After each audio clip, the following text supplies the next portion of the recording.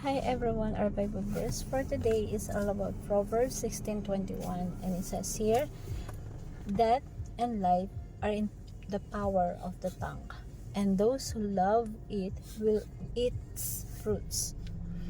So, sa Tagalog, ang kamatayan at ang buhay ay nasa kapangyarihan ng dila, at ang umiibig sa kanya ay kakain ng kanyang bunga. So, yung topic natin is all about harness the power of the word. Gamitin natin ng maayos kung paano makakontrol yung paggamit ng salita.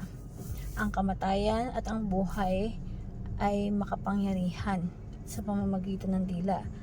So, when we speak, let's speak to inspire. Na dapat yung lumalabas sa bibig natin yung inspirasyon. Dapat yung mga tao na nakikinig sa atin na inspired, natutulungan natin. Yung tongue has the power to heal. Yung salita kaya magpagaling. For example, meron kang friend na broken hearted and nag-share sa sayo. So kapag pinakinggan mo siya dun sa pag-share niya ng problema, at importante yon, yung marunong ka makinig dun sa taong nag-share. And the moment na binigyan mo siya ng payo, napaka-importante yung payong ibibigay mo, kasi imagine mo, by using the word, only word, wala ka pang ginagawang iba, hindi ka pa nag-exert ng effort, ng lakas, or ng pera, or kung ano man, word lang yung gagamitin mo, na pwedeng magbigay ng encouragement, ng motivation, ng inspiration dun sa tao. The tongue has the power to heal. Kaya pag nagbibitaw tayo ng salita, isipin natin kung makakapagbigay mo yun ng inspiration or power dun sa taong kausap mo. It has a power to build.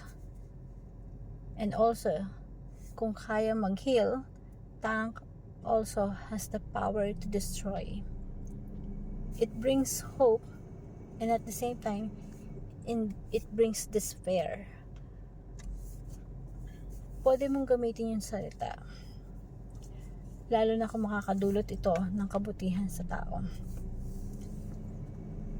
Sa paligid natin, isipin natin kung paano nagbibigay ito ng comfort, ng lakas sa iba. Yung nagbibigay ng pag-asa sa tao, nagbibigay ng pag-asa sa paligid mo. Yung salita natin may kapangyarihan magpagaling, may kapangyarihan magwasak ng tao. The tongue has no bones, but it is strong enough to break the heart of the persons around you. So be careful with the words that you choose. Kaya nga po, ang team natin is to harness. Harness is how to control. Huwag mong hayaan na yung dila mo yung makakapagpahamak dun sa tao.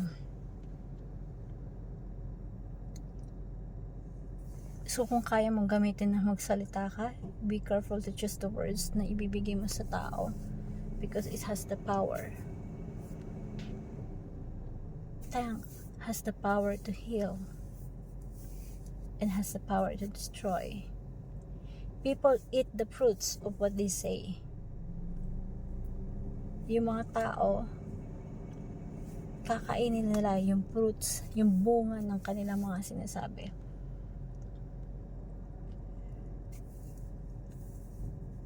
Kung ano yung sinasabi mo sa isang tao, kakainin mo din yun balang araw. Magbubunga din yun balang araw sa'yo. For example, sabi na natin sa magulang natin, diba? Pinag-aral ka, inaruga ka, tapos yung wawalang hayahin mo lang, pagsasalitaan mo ng hindi maganda, babastusin mo, mumurahin mo, babalik at babalik sa'yo yun. Ang masama nun, pwedeng in the future, gawin din sa'yo ng anak mo yun. Example naman, sa kapartner mo, sa karelasyon mo, huwag mo asahan na kapag kay masakit na salita yung binitawan mo, hindi yun babalik sa'yo. Kapag pumangit yung ugali ng partner mo at asawa mo yon, ikaw ang nag-cause nun. Kasi ikaw yung nagturo nun sa kanya. Kung paano mo binitawan yung words sa kanya, babalik at babalik din sa yun. Sabi nga, kung ano yung tinanim mo, yun ang aanihin mo. So, kapag distraction yung ginawa mo, distraction din yung babalik sa'yo. The tongue has the power to heal, the power to destroy. And people will eat if what they say. Words are free. It's how you use to them. So, it's up to you. That may cost you. Kung paano mo ginagamit yung salita, it will cost you. Choose your words wisely. Kung paano ka magbitaw ng words. So, maging maingat tayo sa pagpili ng words na sasabihin natin. 'Di ba, kahit nga meron tayong kausap, businessman yan, or ka-transaction natin, we tend to choose what is the right words to say. Kasi gusto natin ng maayos na deal, maayos na transaction. Kapag meron ka namang kakilala na may sakit, or tipong mamamatay na yung tao, or tipong may cancer siya, hindi niya pa alam, di ba napakaingat natin, pipiliin natin yung salita kung paano natin bibitawan para hindi ganun masaktan or mabigat sa tao. So, it's a matter of how you use the words, kung paano mo binibitawan to dun sa tao. So, be wise how to choose the words, lalo na sa mga kausap natin. Always speak like Christian way of speaking, na kapag nagsalita ka, ang makikita ng tao at mararamdaman ng tao yung Diyos sa puso mo, kasi may Diyos ka. Kapag nagsalita ka ng masyadong brutal, yung mga tao sa paligid mo na wiwindang eh. It reflects the character of who you really are. So, mas maganda if talagang andun yung Diyos sa puso mo, you speak the character of Jesus. Always speak the way kung paano magsalita yung Diyos. Ang sarap na kapag didikatan ka ng mga tao sa paligid mo, kasi alam nila kung paano ka magsalita. Nakakatulong, nakaka-inspire, nakaka-motivate, nakakapagbigay ng buhay. It's like a biblical truth kapag nagsasalita ka. Binigyan tayo ng Diyos ng kapangyarihan, free will magsalita. Pero nasa iyo yun kung paano magagamitin yun. Makakatulong ba o makakasira? Tandaan mo, yung words mo has the power. Makakapagpabago ng buhay o makakasira ng buhay. Makakapabigay ng motivation o makakadistract sa tao. You will never know when a moment and a few sincere words can have an impact to the life of the persons. Minsan, malay mo, ikaw na pala yung makakatulong sa tao.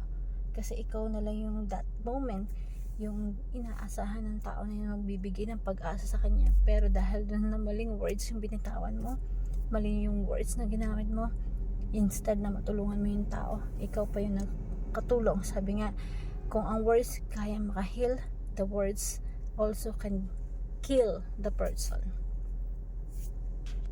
Kaya be careful of the words you use.